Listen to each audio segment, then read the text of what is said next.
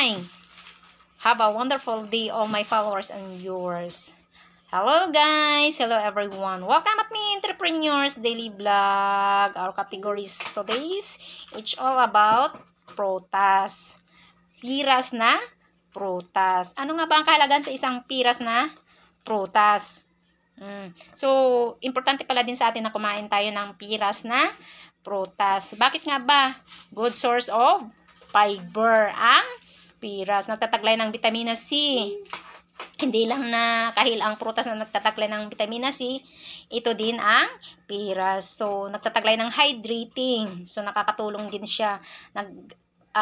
Maliban pa dyan, antioxidant sa ating katawan. So, ang makarelate lang kasi sa mga sinasabi ko nito about sa mga fruits, yung mahilig or yung may kalaman din sa sa ating health, sa ating body health, no?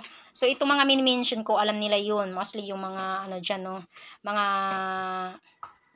nasa kategory ng medicine. Alam nila po yun yung mga sinasabi ko, no? So, antioxidant tong piras.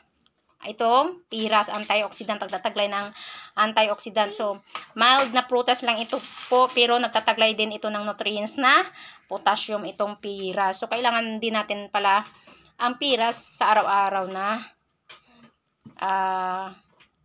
kinakain or everyday na kumakain ka ng piras kung kaya mo naman na kumakain ng prutas, no? So, nasa inyo po kasi yan. Optional lang po yan. So, kung makaya naman kahit pa isa-isa or pakunti-kunti as long as may kinakain ka ng prutas everyday, no? So, ito lang po yung may advice ko sa inyo, tips and ideas about sa fruits na very important sa ating kalusugan, ang prutas at gulay. Kumain ng prutas at gulay para laging healthy living lifestyle. Masustansya talaga ang prutas at gulay. So, this week, ang ating video muna about sa fruits kasi masama lagi ang panahon, no, maulan. Mahirap naman pumunta tayo sa mga kagubatan doon, sa mga halamanan, no. Baka may mga crocodile na dyan o snake. Ay, crocodile. Baka may doon, mga snake or whatever, no. Kasi maulan, mahirap masumuot. So, at home muna tayo, no. Stay at home kasi masama ang panahon. So, keep on praying, no, sa ating may kapal, no, kasi siya nakakaalam.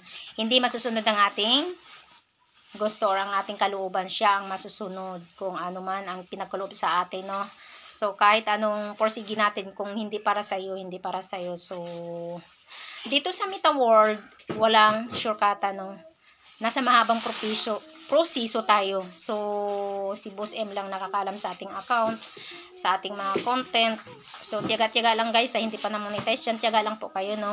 So, tiyaga-tiyaga, consistent na gumawa ng content na everyday. So, siya lang nakakalam sa ating account po guys. So, and then, panatili natin sumunod sa kanyang Mita policy procedures para alam din natin. So, keep growing mga loads.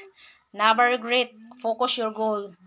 And your dreams will come true. So, focus, believe yourself. So, and above all, maging mabuting tao. At saka, alam yan niya ang iyong isip at kalooban kung ano ka. So, hindi niya ipagkaloob sa iyo pag alam niya nakakasama sa iyo. Lalo pa kung alam niya ang tunay na pagkatao mo. So, hindi yan ipagkaloob sa iyo. Maniwala ka kapatid. Kaya, magdasal. Keep on praying para magtatagumpay ka sa iyong dreams. So, that's it sa aking advice and tips about health. Thank you so much guys for supporting us. God bless us all. Bye for now.